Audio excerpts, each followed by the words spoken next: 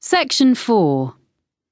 You will hear a lecturer talking about the history of the electric guitar.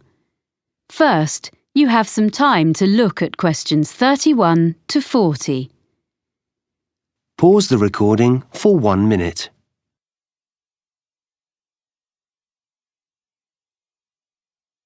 Now listen carefully and answer questions 31 to 40. During today's lecture in this series about the history of popular music, I'm going to look at the different stages the electric guitar went through before we ended up with the instrument we know so well today. The driving force behind the invention of the electric guitar was simply the search for a louder sound. In the late 1890s, Orville Gibson, founder of the Gibson Mandolin Guitar Manufacturing Company, designed a guitar with an arched or curved top, as is found on a violin. This made it both stronger and louder than earlier designs, but it was still hard to hear amongst other louder instruments.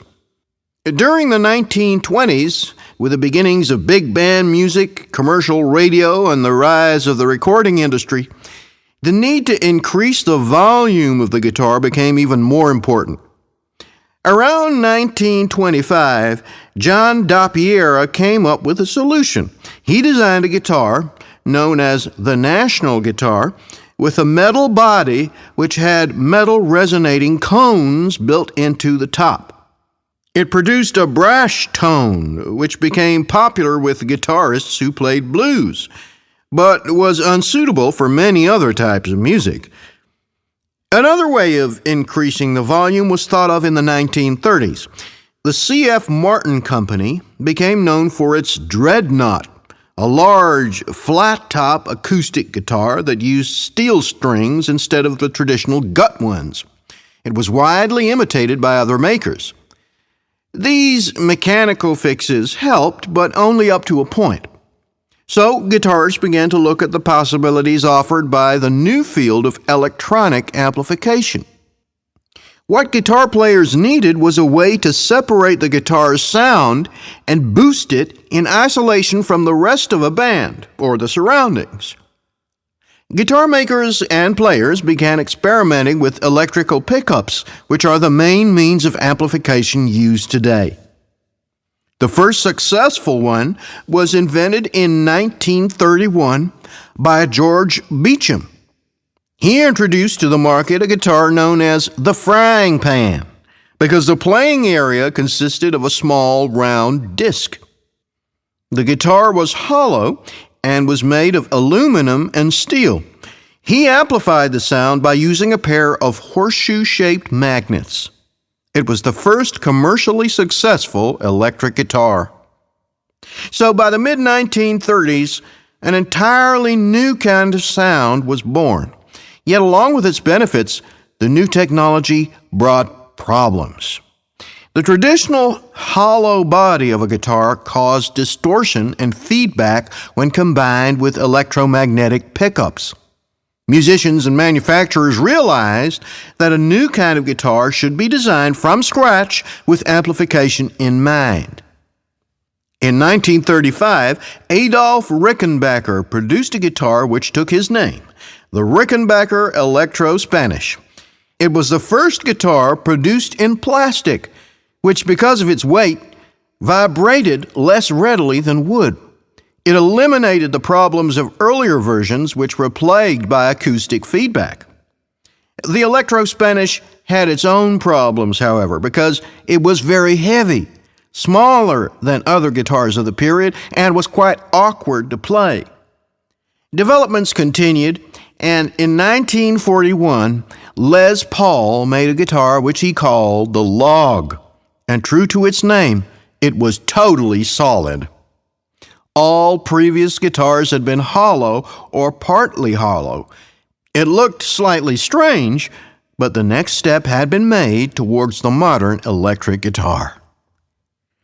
The first guitar successfully produced in large numbers was made in 1950 by Leo Fender.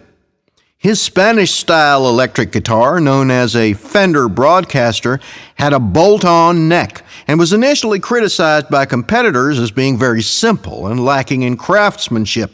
Yet it was immediately successful and was particularly suited to mass production, spurring other guitar companies to follow Fender's lead.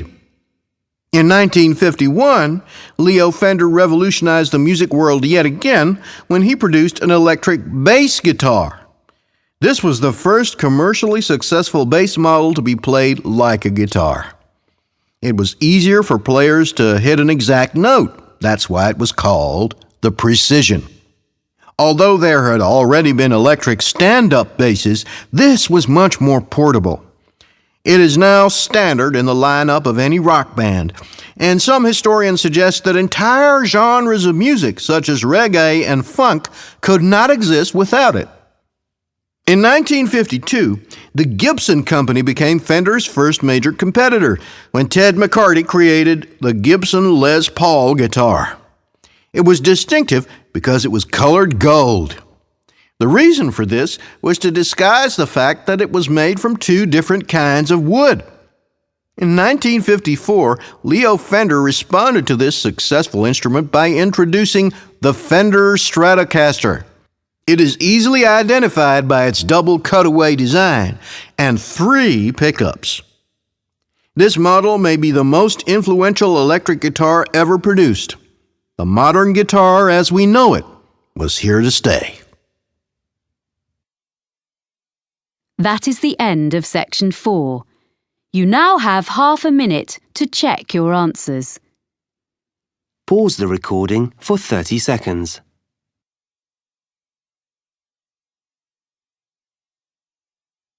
That is the end of the listening test.